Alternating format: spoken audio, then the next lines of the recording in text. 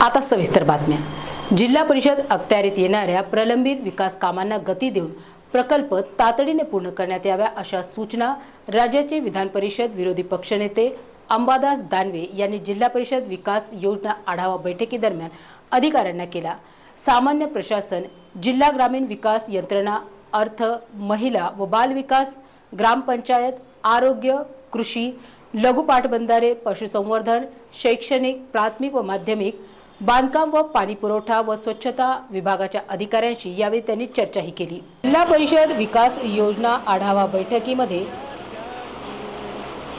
सामान्य प्रशासन, जिल्हा ग्रामीण विकास यंत्रणा, अर्थ, महिला व बाल विकास, ग्रामपंचायत, आरोग्य, कृषी, लघु पाटबंधारे, पशुसंवर्धन, शिक्षण, बांधकाम व पाणी पुरवठा व स्वच्छता विभागाच्या तसेच जल जीवन मिशन अंतर्गत जिल्हाभरात सुरू असलेल्या कामांचा आढावा घेण्यात आला। त्याचप्रमाणे प्रधानमंत्री आवास योजना, इंदिरा गांधी आवास योजना, रमाई आवास योजना, अहिल्याबाई होळकर आवास योजने अंतर्गत पूर्ण झालेल्या घरकुलांची माहिती घेण्यात आली।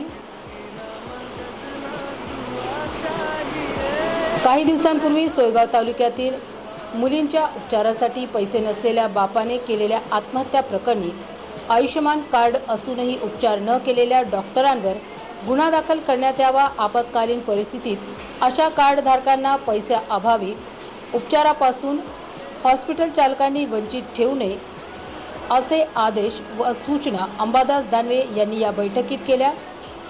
या प्रसंगी बैठकीस मुख्य कार्यकारी अधिकारी डॉक्टर विकास मीना, जिल्हा प्रमुख राजेंद्र राठोड, किसान सेना जिल्हा प्रमुख बाबासाहेब मोहिते, नाना पळसकर, उपजिल्हा प्रमुख दत्ता गोरडे, कृष्णा पाटील डोणगावकर, अशोक शिंदे, तालुका प्रमुख संजय मोटे, मनोज पेरे व सर्व विभागातील खात्यांचे प्रमुख अधिकारी उपस्थित होते।